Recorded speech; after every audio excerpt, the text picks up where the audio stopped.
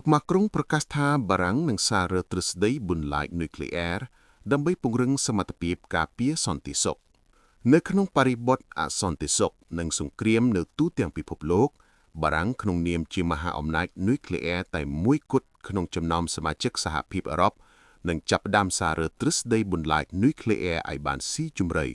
នេះបើផ្អែកតាមសម្ដីប្រកាសរបស់លោកម៉ាក្រុងដែលបានចាត់ទុកការពង្រឹងយុទ្ធសាស្ត្របន្លាចនុយក្លេអ៊ែរជាអាទិភាពធំដោយមានការចូលរួមជាមួយប្រទេសអឺរ៉ុប8ផ្សេងទៀតថ្លែងនៅមូលដ្ឋានទ័ពបារាំងលើកោះឡុងតំបន់ហ្វីនីស្តែភាគខាងលិចប្រទេសបារាំងថ្ងៃទី2មីនាលោកម៉ាក្រុងបានប្រកាសនៅគម្រោងដ៏សំខាន់បំផុតមួយស្ដីពីយុទ្ធសាស្ត្រការពារសន្តិសុខជាតិនិងអឺរ៉ុបទាំងមូលលោកម៉ាក្រុងបានថ្លែងថា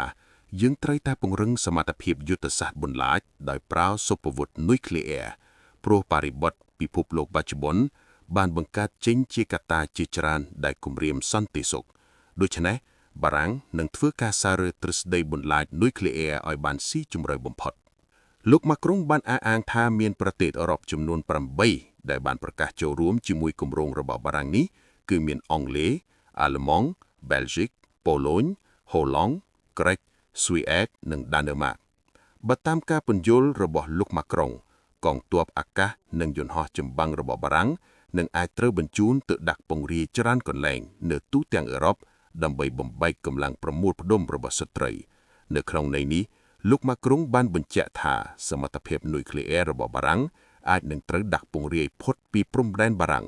ពលគឺអាចដាក់នៅតាមប្រទេសចូលរួមក្នុងគម្រោងនេះកងកម្លាំងសម្ព័ន្ធមិត្តនឹងអាចចូលរួមជាមួយកងកម្លាំងបារាំងនៅក្នុងប្រតិបត្តិការហ្វឹកហាត់យុទ្ធសាស្ត្រដែលប្រើសុភវុធនុយក្លេអ៊ែរអ្វីដែលគួរឲ្យកត់សម្គាល់មួយទៀតគឺលោកម៉ាក្រុងបានបញ្ជាក់ថា